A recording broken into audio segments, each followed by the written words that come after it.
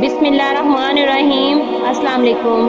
آج میں آپ کو حضرت مصعب بن عمیر رضی اللہ تعالیٰ عنہ کی شہادت کا ایک واقعہ سناتی ہوں۔ حضرت مصعب بن عمیر رضی اللہ تعالیٰ عنہ اسلام لانے سے پہلے بڑے ناز کے پلے ہوئے اور مالدار لڑکوں میں سے تھے۔ ان کے باپ ان کے لیے 200 درہم کا جوڑا خرید کر پہناتے تھے۔ نو عمر تھے، بہت زیادہ ناز و نم میں پرورش پائی تھی۔ اسلام کے شروع ہی زمانے میں گھر والوں سے چھپ کر مسلمان ہو گئے اور اسی حالت میں رہتے۔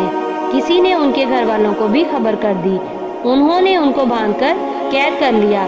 کچھ روز اسی حالت میں گزرے اور جب موقع ملا تو چھپ کر بھاگ گئے، اور جو لوگ حبشہ کی طرف ہجرت کر رہے تھے ان کے ساتھ ہجرت کر کے چلے گئے۔ وہاں سے واپس آ کر مدینہ منورہ کی ہجرت فرمائی اور زہد و فکر کی زندگی بسر کرنے لگے۔ اور ایسی تنگی کی حالت تھی کہ ایک مرتبہ حضور صلی اللہ علیہ وآلہ وسلم تشریف فرما تھے۔ حضرت مصعب بن عمیر رضی اللہ تعالیٰ عنہ سامنے سے گزرے۔ ان کے پاس صرف ایک چادر تھی جو کئی جگہ سے پھٹی ہوئی تھی، اور ایک جگہ بجائے کپڑے کے چمڑے کا پیوند لگا ہوا تھا۔ حضور صلی اللہ علیہ وآلہ وسلم ان کی اس حالت اور اسی پہلی حالت کا تذکرہ فرماتے ہوئے آنکھوں میں آنسو بھر لائے۔ غزوہ احد میں مہاجرین کا جھنڈا ان کے ہاتھ میں تھا۔ جب مسلمان نہایت پریشانی کی حالت میں منتشر ہو رہے تھے تو یہ جمے ہوئے کھڑے تھے۔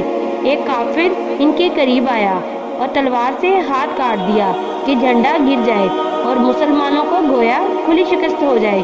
انہوں نے فوراً دوسرے ہاتھ میں جھنڈا لے لیا۔ اس نے دوسرے ہاتھ کو بھی کاٹ ڈالا۔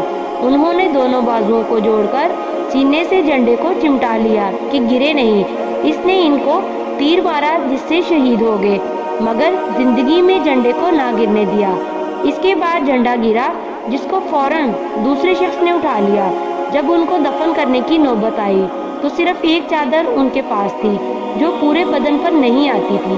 اگر سر کی طرف سے جان ڈھانپا جاتا تو پاؤں کھل جاتے، اور اگر پاؤں کی طرف کی جاتی تو سر کھل جاتا۔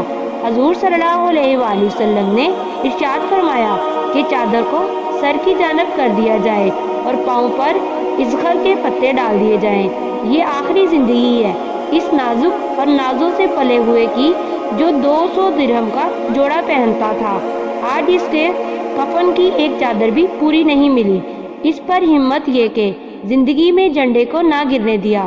دونوں ہاتھ کٹ گئے مگر پھر بھی اس کو نہ چھوڑا۔ بڑے نازوں کے پلے ہوئے تھے، مگر ایمان ان لوگوں کے دلوں میں کچھ اس طرح سے جمتا تھا کہ پھر وہ اپنے سوا کسی چیز کا بھی نہ چھوڑتا تھا۔ روپیہ، پیسہ، راحت، آرام، ہر قسم کی چیز سے ہٹا کر اپنے میں لگا لیتا تھا۔ جزاک اللہ۔